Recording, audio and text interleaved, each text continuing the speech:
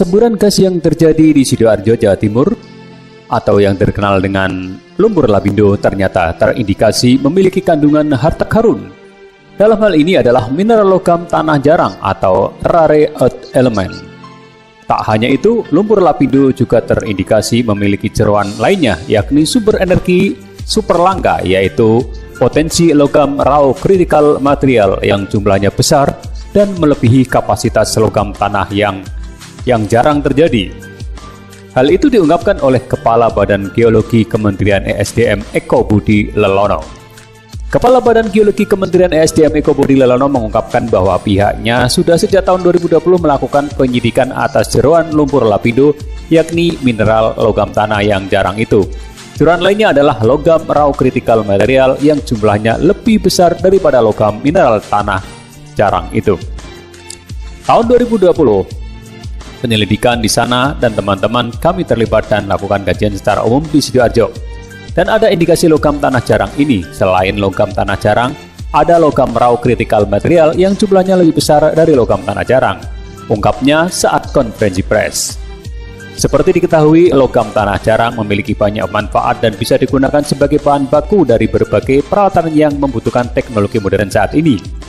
Antara lain sebagai bahan baku untuk baterai, telepon seluler, komputer, industri elektronika, hingga pembangkit listrik berbasis energi baru terbarukan atau EBT, seperti pembangkit listrik tenaga surya PLTS, pembangkit listrik tenaga bayu atau angin PLTB, lalu bisa juga untuk bahan baku industri pertahanan hingga kendaraan listrik.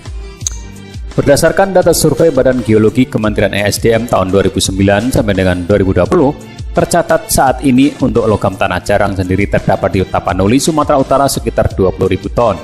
Lalu di Bangka Belitung ada mineral monasit yang mengandung logam tanah jarang. Dan monasit ini dijumpai bersama endapan timah dengan sumber daya sekitar 186.000 ton. Kemudian di Kalimantan ada kajian di Kalimantan Barat potensi logam tanah jarang dalam bentuk laterit 219 ton dan Sulawesi 443 ton.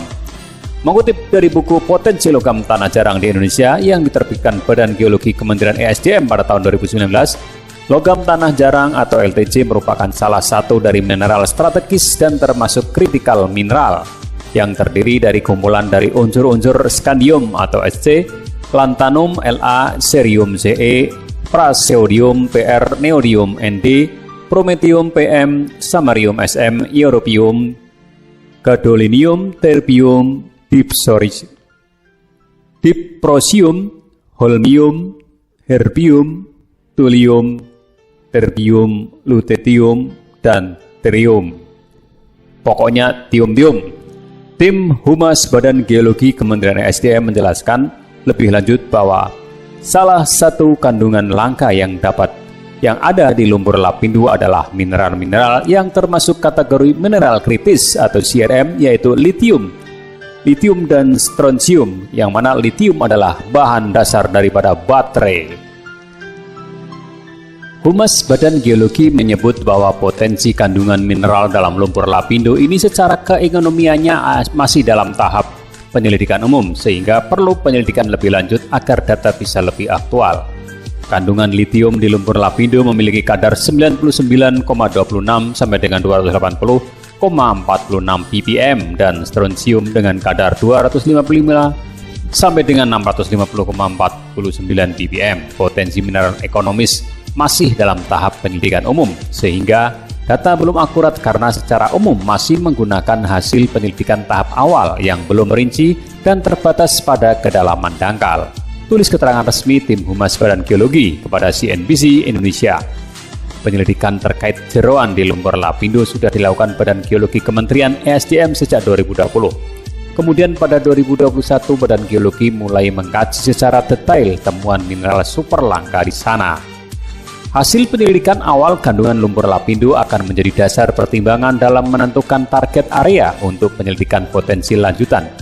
Nantinya studi karakterisasi dan ekstraksi lithium serta strontium di lumpur lapindo akan dilakukan Pusat Penelitian dan Pengembangan Teknologi Mineral dan Batubara atau Pusitbang Tekmira, sebuah unit kerja di bawah Kementerian ESDM. Dari hasil analisa lab, kadar LTC cukup rendah dengan kadar tertinggi pada unsur cerium. Selain pertimbangan keekonomian yaitu performa lumpur Sidoarjo sebagai potensi mineral ekonomis, penanganan pengolahan lumpur juga untuk meminimalisir risiko keberadaannya. Temuan litium dan strontium pada lokasi lumpur Lapindo baru berasal dari area tertentu. Kawasan yang terjadi sumber temuan ini memiliki kedalaman 5 meter. Bukan tidak mungkin temuan lanjutan terkait harta karun di bawah lumpur Lapindo akan bertambah nantinya.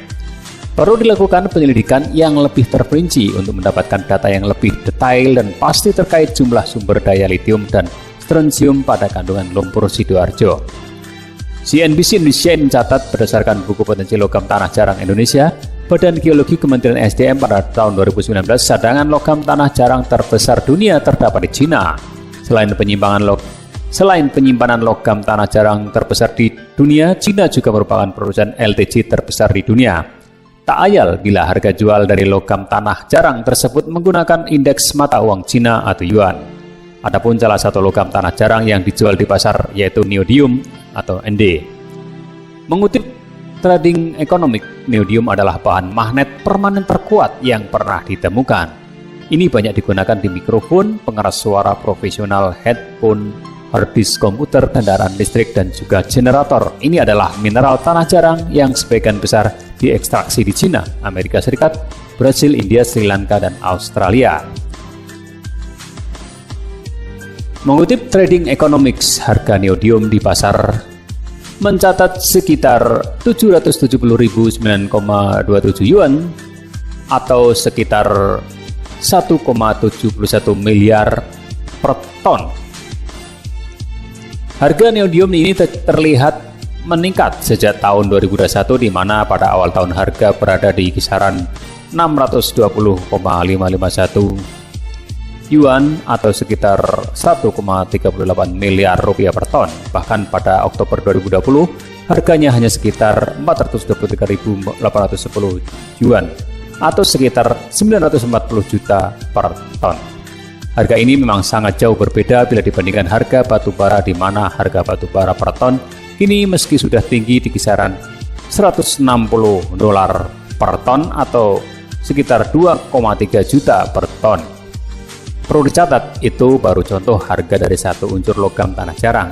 Belum termasuk 16 unsur lainnya. Bila Indonesia mengembangkan jeroan lumpur Lapindo ini, bukan tidak mungkin ini bisa dongkrak perekonomian negara ini.